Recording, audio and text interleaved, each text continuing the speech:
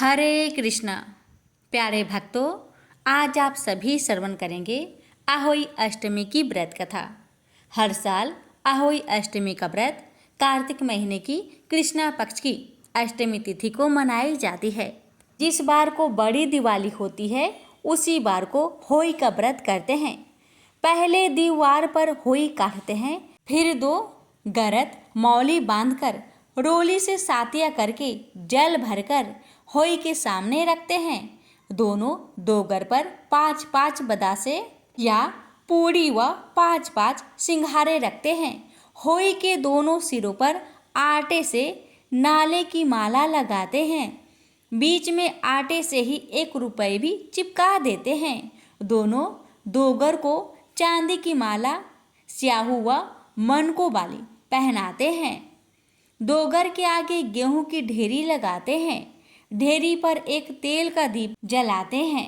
1 लोटा जल भरकर रखते हैं। मौली बांधकर सातिया करके अपने माथ पर भी टिक्की लगाते हैं। फिर अहोई के आगे बैठकर हाथ में गेहूं के 7 दाने लेकर और कहानी सुनकर गेहूं से धोक मारते हैं। फिर विनायक बाबा की कहानी भी कहते हैं। तारे देखकर तारों को अर्घ देते हैं। 14 पूड़ी या रसगुल्ले या गुलाब जामुन फल रुपए रखकर बायना निकालते हैं। पानी गमले में देते हैं। फिर व्रत खोलते हैं।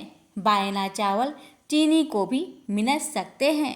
यापन जिस वर्ष घर में लड़का होए या लड़के का ब्याह होए तो उस वर्ष 14 बहू 14 बेटे 4 हाथ व 4 पैर बनाते हैं। डोगर 2 ही होती है। माला में 2 मन के नए डलवा लेते हैं। उद्यापन के नाम के पूड़ी या गुलाब जामुन, सास की साड़ी ब्लाउज, पैर पराई के रुपए पल्ले में बांधकर बायना मिनसते हैं। इस वर्ष 2 बायने निकालते हैं, एक प्रतिवर्ष वाला और एक उद्यापन वाला विशेष बायना। आहोई अष्टमी का व्रत माताएं अपने पुत्र की दीर्घायु के लिए करती है और उनकी खुशहाली के लिए भगवान से प्रार्थना करती है। इस दिन माता तारों को अर्घ्य देकर व्रत खोलती है और भगवान का भोग लगाने के साथ अपने बच्चे को भी प्यार से खाना खिलाती है। इस दिन माताएं निर्जला व्रत करके अपनी संतान की दीर्घायु के लिए कामना करती है और अहोई माता की पूजा करती है। अहोई अष्टमी के दिन गोवर्धन में राधा कुंड में स्नान की जाने की परंपरा चली आ रही है।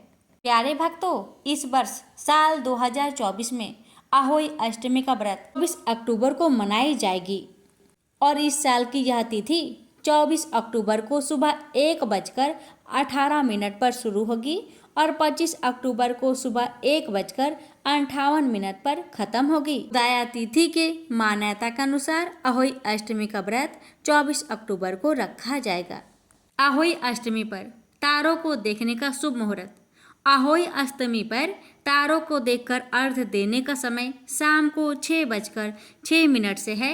इस दिन सूर्यास्त 5:42 पर होगा। माताएं आहोई अष्टमी पर तारों को जल चढ़ाने के बाद पूजा करती है और उसके गुड़ के बने पुए से चंद्रमा का भोग लगाकर स्वयं भी उसी से व्रत खोलती है और बच्चे को भी वह पुआ प्रसाद रूप में देती है।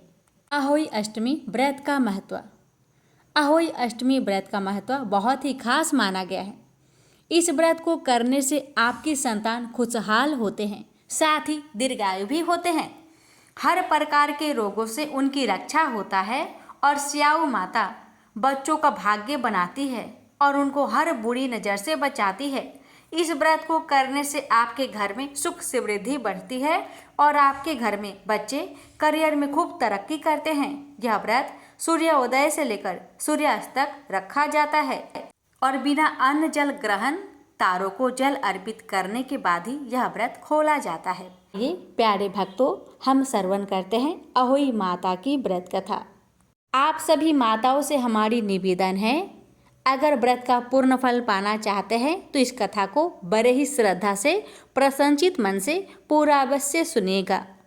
अहोई माता आप सभी की संतानों की रक्षा करे, यही मंगल कामना करते हुए हम कथा की शुरुआत करते हैं। तो प्रेम से बोलिए अहोई माता की जय। हर हर महादेव, माता पार्वती की जय, गौरी गणेश की जय। प्राचीन समय में एक साहूकार था जिसके 7 बेटे और 7 बहुएं थी। साहूकार की एक बेटी भी थी जो दीपावली में ससुराल से मायके आई थी। दीपावली पर घर को लीपने के लिए 7 बहुएं मिट्टी लाने जंगल में गई तो ननद भी उनके साथ हो ली। साहूकार की बेटी जहाँ मिट्टी काट रही थी उस स्थान पर स्याहू अपने बेटों के साथ रहती थी। मिट्टी काटते हुए गलती से साहूकार की बेटी की खुरपी की चोट से स्याहू का एक बच्चा मर गया। स्याहू इस पर क्रोधित होकर बोली, मैं तुम्हारी कोख बांधूंगी। स्याहू के वचन सुनकर साहूकार की बेटी अपने 7 भाभियों से एक एक करके विनती करती रही कि वह उसके बदले अपनी कोख बंधवा ले। सबसे छोटी भाभी ननद के बदले अपनी कोख बंधवाने के लिए तैयार हो जाती है। इसके बाद छोटी भाभी के जो भी बच्चे होते हैं वे 7 दिन बाद मर जाते हैं। 7 पुत्रों की इस प्रकार मृत्यु होने के बाद उसने पंडित को बुलाकर इसका कारण पूछा। पंडित ने सुरही गाय की सेवा करने की सलाह दी। सुरही सेवा से प्रसन्न होती है और उसे स्याहू के पास ले जाती है। रास्ते में थक जाने पर दोनों आराम करने लगते हैं। अचानक साहूकार की छोटी बहू की नज़र एक और जाती है। वह देखती है कि एक सांप गरुड़ पंखनी के बच्चे को डसने जा रहा है और वह सांप को मार देती है। इतने में गरुड़ पंखनी वहां आ जाती है और खून बिखरा हुआ देखकर उसे लगता है कि छोटी बहू ने उसके बच्चे को मार दिया है। इस पर वह छोटी बहू को चोंच मारना शुरू कर देती है।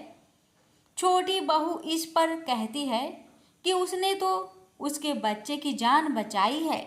गरुड़ पंखनी इस पर खुश होती है और सुरही सहित उन्हें स्याहू के पास पहुंचा देती है। वहां स्याहू छोटी बहू की सेवा से प्रसन्न होकर उसे 7 पुत्र और 7 बहू होने का आशीर्वाद देती है। स्याहू के आशीर्वाद से छोटी बहू का घर पुत्र और पौत्र बधुओं से हरा भरा हो जाता है। तो प्रेम से बोलिए, अहोई माता की जय।